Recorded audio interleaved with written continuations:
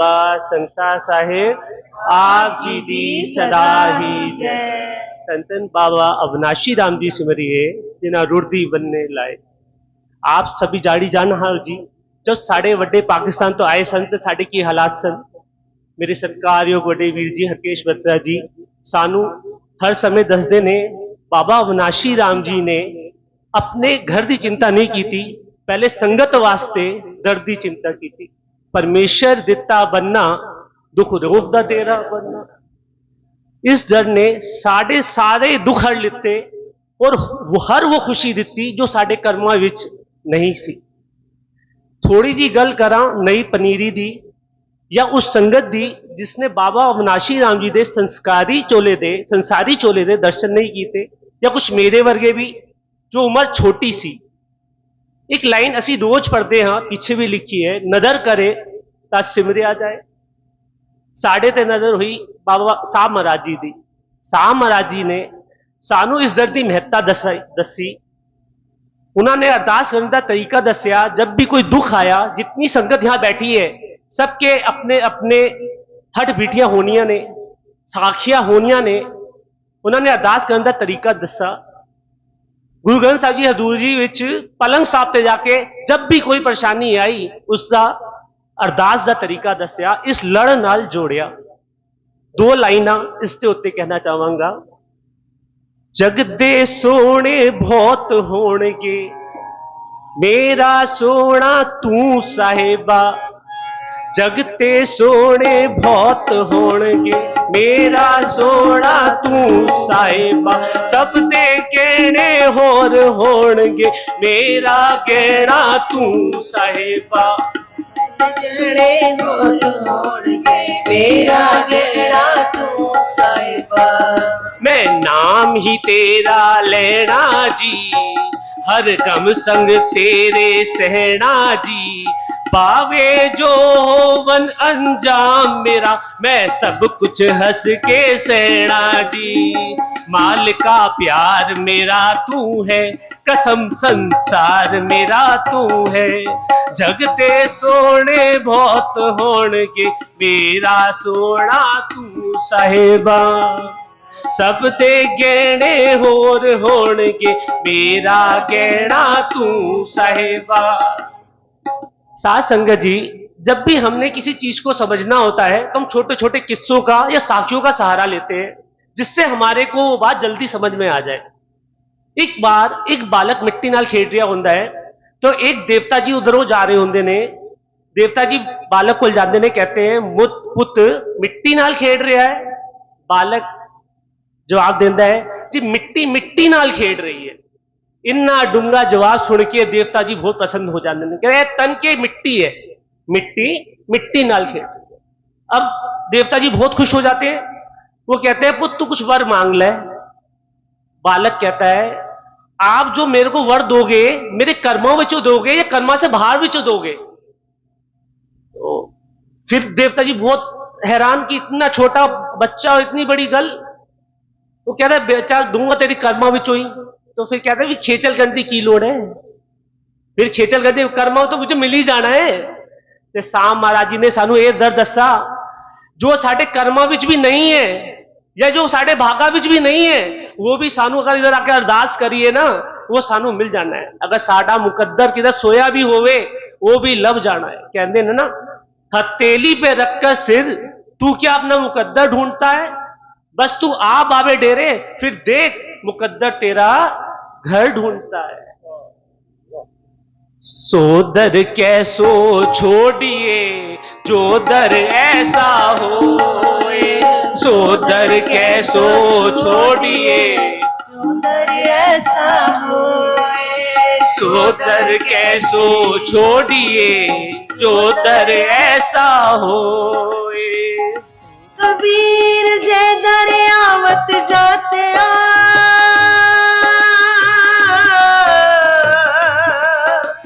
भटका नहीं कोए। जो दर ऐसा होए जो दर ऐसा होए। जो दर ऐसा होए जो दर ऐसा होए। सो दर कैसे छोड़िए सोदर ऐसा हो, सोदर कैसे छोड़िए सोदर ऐसा हो। धन गुरु तेग बहादुर सिमरिए करनो निद आवे तार, गुरु तेग बहादुर सिमरे करनो निद आवे तार। धन धन बाबा संता साहिब जी सिमरिए जिना नाम दिया वरताए,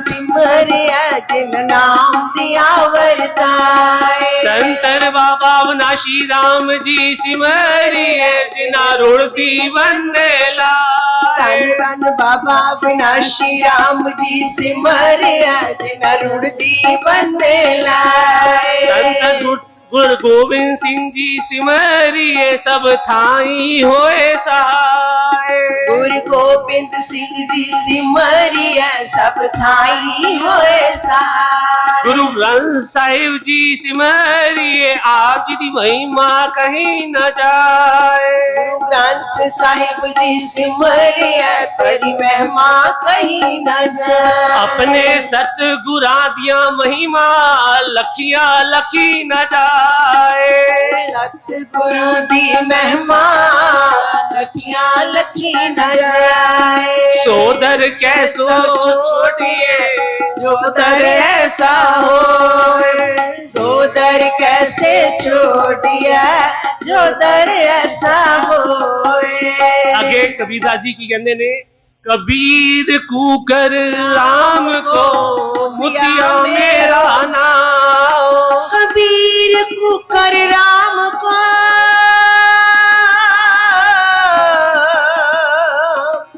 मुतिया मेरो नाम। गले हमारी जेवरी जय खिंचे तै जाओ, गले हमारे जेवरी जय किंचत जाओ। साथ संगत जी, मैं यहाँ कोई गुरबाणी की कोई व्याख्या कर नहीं बैठा क्योंकि मेरी इतनी समझ ही नहीं, मगर थोड़ी जी कोशिश कर रहे हैं। इधर कबीरदास जी कुकर वर्गी अपनी दसते ने कुकर दी की स्पेशलिटी होती है, अगर उसका मालक उसको कहीं कोसों दूर भी छोड़ा है तो फिर भी वापस अपने दर पे आ जाता है। कबीर कुकर राम को मुतिया मेरो नाम। और जाता भी किधर है, जिधर वो लेके जाता है। उसने हमारे गले में पट्टी बांध दी है, जिधर वो हमारे को खींचेगा हमने उधर ही जाना है, हमने सब कुछ उसके उत्ते ही छोड़ देना है। कभी चोदर कैसो छोड़िए चोदर ऐसा होए, चोदर कैसे छोड़िए चोदर ऐसा होए। अब हम जब दरबार में आते हैं तो सबसे पहला काम क्या करते हैं, माया अर्पण करते हैं, उसके बाद मत्था टेकते हैं।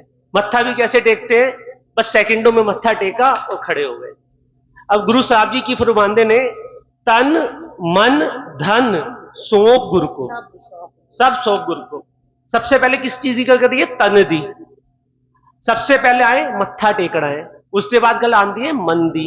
कहते अगर तूने तन तो टेक दिया मगर तूने अपना मन ही गुरु के आगे न्यौछावर नहीं किया तो कहते हैं ना, मन बेचे सतगुरु के पास तिस सेवक के कारज रास। तन से भी ज्यादा मन दी लोड़ है, और माया धन दी गल तो सबसे आखिर में चाहिए। तन मन धन सौंप गुरु को।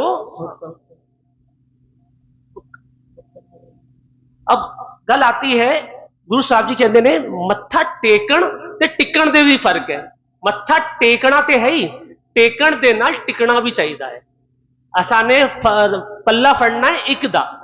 अब थोड़ा सा एग्जांपल लूं, जैसे हम कोई फूल गुरु ग्रंथ साहब जी पे अर्पण कर देते हैं तो उसे घर पे ले जाके अपने मंदिर में या अपने बुक के अंदर संभाल के रखते हैं, क्योंकि वो हमारे गुरु के ऊपर समर्पण हो चुका है। ऐसे जो हमारा सिर है वो भी तो गुरु के आगे समर्पण हो चुका है।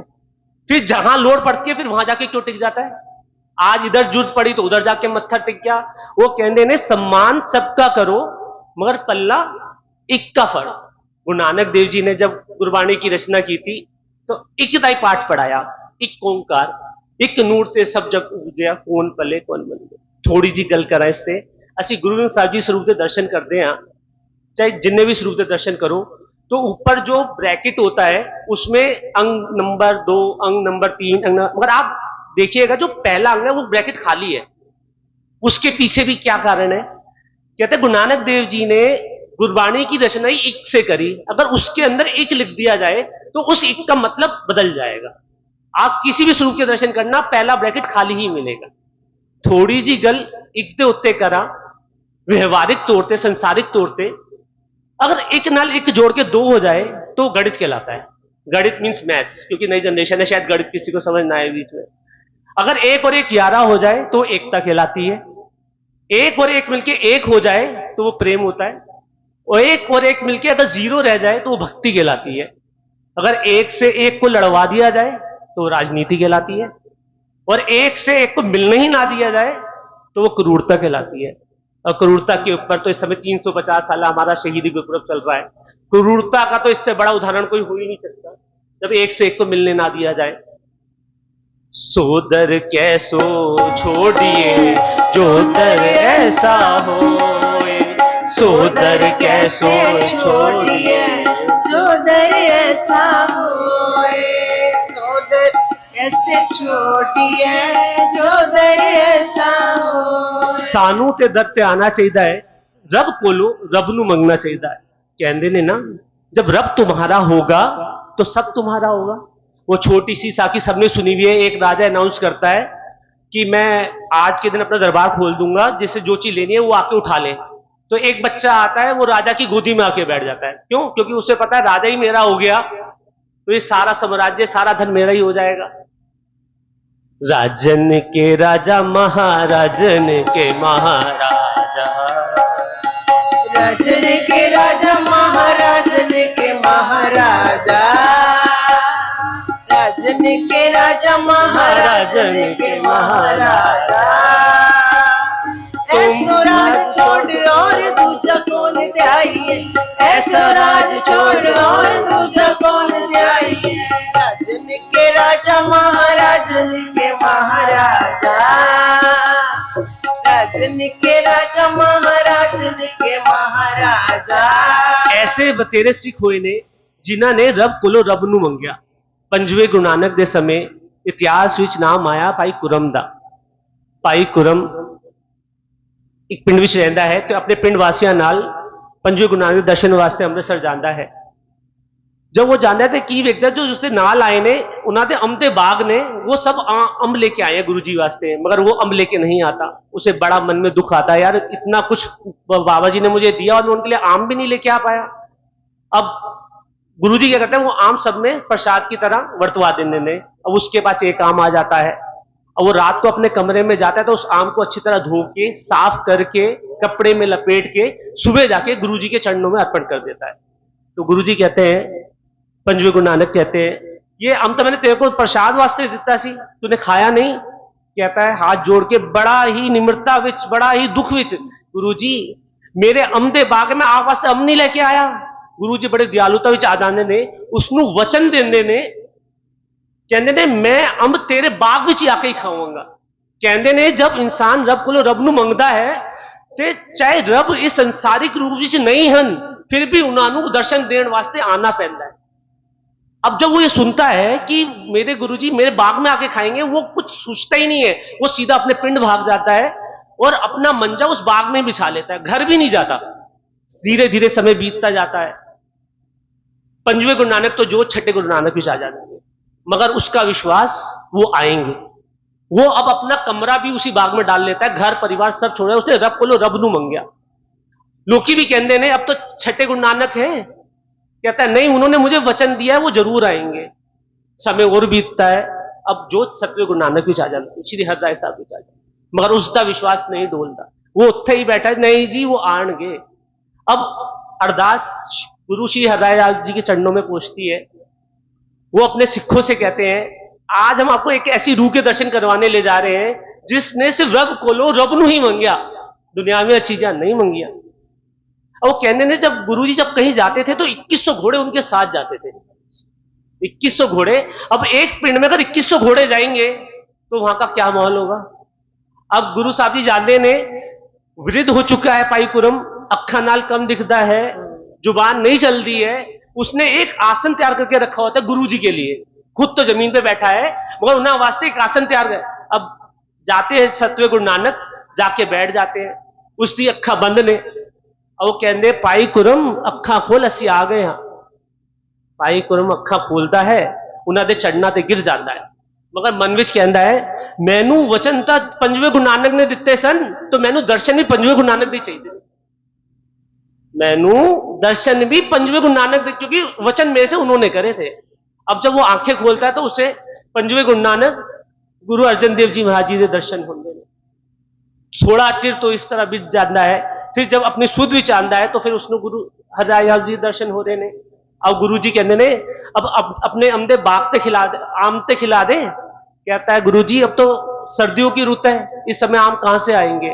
जो गुरु जी नाल सिख सन वो कहते ने जब वचन पंजवें गुरु नानक कर रहे ने, पूरे सतवें गुरु नानक कर रहे ने, तो क्या तेरे पेड़ पे आम नहीं लगा सकते। एक बार नजर उठा के तो देख। वो नजर उठाता है तो पूरा पेड़ आम से भरा पड़ा। बोले सोनिहार श्री अकाल। वो कहते हैं वो आज भी वो गुरुद्वारा अम साहब के नाम से जाना जाता है। मोहाली के आसपास वो गुरुद्वारा है। अब मैं थोड़ी जी गल करा बड़े मुल्तान की, पाई मुल्तानी, जिसको बाबा बालक सिंह साहिब जी के दर्शनादि चाह सी, बहुत समय बीत गया सी, वो दर्शन करने वास्ते नहीं जा पाया सी।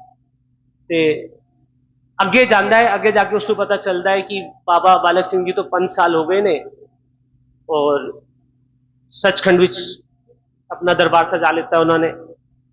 वहां उसको भाई ईश्वर सिंह मिलते हैं, वो उसको बाबा शंकर साहब जी के पास ले जाते हैं। रास्ते में उसके मन में आता है मुझे तो दर्शन वैसे ही चाहिए जैसे बाबा बालक सिंह जी, वही मोठे दी सुथड़ होसी ते गल नाल तिल होसी ते मोरेदार पगड़ी होसी। जब जाके वो मत्था टेकता है तो उसको उसी स्वरूप के दर्शन होते हैं जो बाबा बालक सिंह साहब जी के। साध संगत जी ए वो सिख ने जो रब कोलों रब नूं ही मंगते ने, पर अस्सी लोग की करते हैं, अस्सी लोग तो इंकार करते हैं अपना पाठ करन दा, गुरुद्वारा आने दा, हर चीज का इंकार कर बैठते हैं। इससे भी एक छोटा सा किस्सा आपसे साझा करांगा। एक बार 4 बंदे परलोक सिधार जाते ने, तो यमराज जी के दरबार पर खड़े हुए हैं जाके। तो वो कहते हैं भाई गेट खोलो हमारे को। तो कहते हैं भाई क्यों भाई तुमने क्या काम किए। यमराज जी पूछते हैं। पहला होता है राजा। हम राजा का उदाहरण इसलिए लेते हैं कि जब ये साखियां बनी थी तब काल ही राजाओं का था, तो सारी साखियां जो बनी वो राजाओं के ऊपर के उससे बनी है। आज के टाइम पे माने तो सीएम मान लो या किसी बड़े पद पे कोई अधिकारी मान लो, वो जाके कहता है जी मैंने तो देश के लिए इतना कुछ किया, मैंने सड़कें बनवाई, मेट्रो बनवाई। तो यमराज जी कहते हैं चित्रगुप्त जी भाई इसका लेखा आप भी देखो। तो चित्रगुप्त जी कहते हैं तूने जो अपने रिश्तेदार थे उनका तो सबका फायदा पहुंचाया, और जो जिसे तेरे को पसंद नहीं थे उनको तूने बहुत रुलवाया, तो तेरे लिए तो द्वार नहीं खुलेगा। अब बारी आती है उसके बाद अमीर वर्ग की, अडानी वर्ग या बड़े बिजनेसमैन। वो कहता है जी मैंने तो मंदिर बनवाए, इतनी लड़कियों की शादी करवाई, दान पुण्य करवाया, तो मेरे लिए तो दरवाजा खुल जाए। वो कहते हैं तेरी कमाई 1 नंबर दी सी, तूने किसी का हक नहीं मारा, तेरी कमाई 1 नंबर सी, वो चुप, भाई तेरे लिए भी दरवाजा नहीं खुलेगा। उसके बाद बारी आती है पंडित जी मान लो, ज्ञानी मान लो, जो उपदेश देते हैं, लोगों को सही रास्ता दिखाते हैं। वो कहते हैं मेरे को तो खुल ही जाएगा, मैंने तो इतना सब कुछ करा, लोगों को सही रास्ता दिखाया। अब चित्रगुप्त जी कहते हैं तूने दूसरों को तो दिखाया, क्या खुद उस पर चला। तूने दूसरों को तो रास्ता दिखाया, किसी का हक नहीं मारना, किसी की चुगली नहीं करनी, किसी को वो नहीं करना, क्या तूने खुद उस बात को माना। वो भी चुप। आखिर में बारी आती थी मजदूर की। कहते मजदूर की क्या प्रवृत्ति होती है कि सुबह से लेकर शाम तक जो मालिक कहेगा वही काम वो करेगा, तो उसे शाम को मजदूरी मिलेगी। अगर वो काम नहीं करेगा तो उसे मजदूरी नहीं मिलेगी। एक छोटी सी बात आ जाती है बाबा नंद सिंह जी की। वो कहते थे जब पूछते थे कि तेरी कितनी हो गया, मेरा तो 21 माला। एक मजदूर से पूछते हैं, वो कहते हैं मेरी तो मैं तो कोई पाठ पूजा नहीं करता, मगर उसकी याद में उठ के बैठ जाता हूं, जो काम करवाना है वो मुझसे करवा ले। तो फिर वो उस मजदूर से पूछते भाई तू बस तूने क्या किया। कह रहा है जी मैं तो कुछ नहीं किया, जो ज्ञानी जो उपदेश देते थे उनके सुनने जाता था। वो कहते थे ये कर, मैं वो करता था, किसी का हक नहीं मारना, हक नहीं मारा, किसी को दुख नहीं देना, दुख नहीं पहुंचाया, किसी की चुगली नहीं करनी, चुगली नहीं करनी। तो कहता पाओ ये साध संगत जी, अगर असी उसकी गल नूं खाली सुनांगे मनांगे नहीं ते साड़ी कोई भी अरदास पूरी नहीं होनी। साड़ी कोई भी अरदास पूरी नहीं होनी। सानू तो लोड़ है उसकी रजा विच रहना। जो उसने सानू दे दिता वो साढ़े लिए उस कहते ना रब की रजा विच ही मजा है। मगर असि लोग की कहते इफ बट पे बैठ जाते हैं, आज हमारे साथ कुछ गलत हो जाए, मगर 4 दिन बाद 10 दिन बाद जब हम अपने पेज खोलते हैं तो हमें लगता है अच्छा वो नहीं हुआ था, अगर ऐसा होता तो ऐसा। इससे भी एक छोटी सी बात आप जी से शेयर करूंगा, टाइम ले रहा हूं माफी चाहूंगा। एक राजा होता है, वो अपनी तलवार अपने कवर में डाल रहा होता है, उसकी उंगल कट्टी जाती है। अब उसकी उंगल कट गई, खून निकल रहा है बहुत ज्यादा, तो उसका वजीर नाल बैठा है। वजीर कह रहा है चलो इसमें भी कुछ भला होगा कि आपकी उंगल कटी गई। राजा बड़ा क्रोध में आ गया, कह रहा है एक तो मेरी उंगल कटी गई, इतना खून निकल गया, और तू कह रहा है इसमें कोई भला होगा, तो वो उसे जेल में डलवा देता है। अब राजा 4-5 दिन बाद शिकार पे खेलने जाता है तो अपने साथियों से अलग हो जाता है, तो वहां पे उसको आदिवासी लोग पकड़ लेते हैं उसकी बलि देने के लिए। मगर उनका एक असूल होता है जिसका शरीर खंडित होगा उसकी बलि नहीं दी जाएगी। अब वो क्या देखते हैं, राजा के हाथ में पट्टी बंधी हुई है, तो राजा को छोड़ देते हैं। वो वापस दौड़ा दौड़ा जाता है कैद खाने में और उसके पैरों में गिर जाता है, भाई तूने तो सही कहा था जो होगा अच्छा होगा, मगर मैंने तेरे साथ बहुत बुरा किया। कह रहा मैंने तेरे को जेल में डाल दिया, कह रहा इसमें भी कोई भलाई होगी। तो राजा कहता है पहले मैं अपनी बता देता हूं मेरे साथ क्या भलाई, फिर तू बता दियो तेरे साथ क्या भलाई, मैंने तेरे को जेल में डाला तेरी क्या भलाई हुई। वो सारी बात उसको बताता है। कहता है राजा जी एक गल दसो, जब मैं आपके साथ शिकार पे जाता तो चाहे सब छोड़ देते मगर मैं आपको नहीं छोड़ता। अब आपकी तो उंगल कटी हुई थी, आप तो बख्शे जाते, मेरी बलि चढ़ जाती। कहता है जी इसलिए रब की रजा विच ही मजा है। असी मगर असी क्या संसारी जीव है, असी 5 विकार साढ़े अंदर ने, काम क्रोध लोभ मोह अहंकार। तो किसी ने गुरु नानक देव जी से पूछा अगर एक मटके में 5 छेद हो तो उसे पानी में कैसे भरा जा सकता है, तो वो कहता है यहाँ पे मटका हो गया शरीर, 5 विकार काम क्रोध लोभ मोह अहंकार, और पानी हो गया नाम रस। तो गुरु नानक देव जी कहते हैं उस मटके को पानी में भरने की जरूरत है, पानी में डुबो के ही रखो, उसे मटके में पानी मत भरो, मटके को पानी में डुबो के रखो तो वो मटका भर जाएगा। आखिर में छोटी जी बेनती बाबा संता साहब जी ने चढ़ना विच करके समाप्ति करूंगा जी। अपनी चढ़नी लाओ जी। उठ अमृत वेले विच उचारा मैं, तेरे नाम दी मस्ती विच ए जीवन गुजारा मैं। इस अमृत सरोवर विच फिर डुबिया मारा मैं, जो मंत्र बख्शा है वो दिल विच धारा मैं। तेरे नाम दी मैं पीवा चढ़े जरूर नानक, बढ़ जाए जिंदगी दा ए दस्तूर नानक, बढ़ जाए जिंदगी दा ए दस्तूर नानक। इस अमृत बाणी विच फिर मन नू लावा मैं, ए बाणी पढ़ के ते विच संगत जावा मैं। सत संगत जाके ते जस सुना ते गावा मैं, फिर धुड़ गुर सिखा दी मत्थे दे लावा मैं। मैनू हर था दिसदा रहे तेरा ही नूर नानक, बढ़ जाए जिंदगी दा ये दस्तूर नानक, बढ़ जाए जिंदगी दा ये दस्तूर नानक। धन धन बाबा संता साहेब आप जी सदा की जय।